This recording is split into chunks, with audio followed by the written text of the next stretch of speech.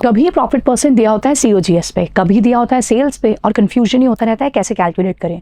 बहुत इंपॉर्टेंट ये एडजस्टमेंट है for inventories as well as in financial statement. Let's check it out.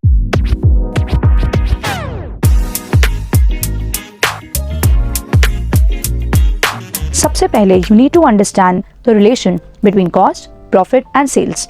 भाई cost में जब प्रॉफिट ऐड होगा तो ही तो सेल्स वैल्यू आएगी। Now let's take an example to understand.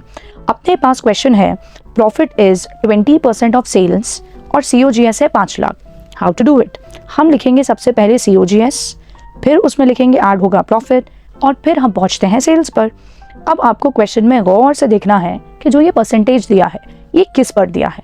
ये दिया है सेल्स पे, तो आप सेल्स को ले लीजिए 100, प्रॉफिट को ले लीजिए 20, और अब दिमाग की बत्ती जलाएं। कितनी रही होगी कॉस्ट कि 20 प्रॉफिट का जुड़ के 100 सेल्स वैल्यू निकली, सो इट इज मैम 80। ये बात आई थिंक हो गई परफेक्ट।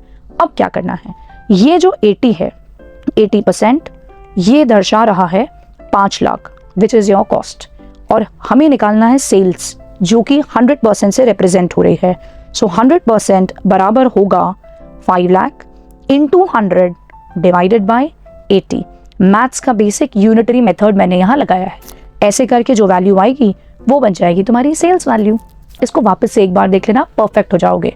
एक और एग्जाम्पल डिस्कस करती हूँ। कंसिडर करो प्रॉफिट इज 10% ऑफ COGS।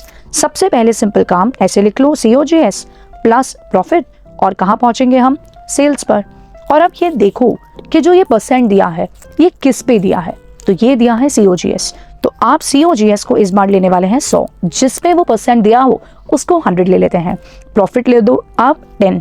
अब आपके पास आया सेल्स, तो दिस प्लस दिस, तभी तो सेल्स आएगा विच इज 110। अब आपके पास सेल्स की वैल्यू दी है क्वेश्चन में, थोड़ी सी बेटर वैल्यू ले लेती हूँ, लेट्स मेक इट 990। तो अपने पास 110% है जो कि रिप्रेजेंट कर रहा है 990 वैल्यू वाइज। हमें निकालना अगर COGS है तो हम निकालेंगे 100% बराबर कितना होगा।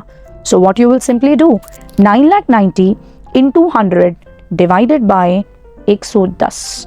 बस आपको करना इतना काम है और वैल्यू आपके पास आ जाएगी। तो दोनों ही वैरायटी के मैंने क्वेश्चन इसमें कवर कर लिए हैं। Repeat it again and share it with your friends as well.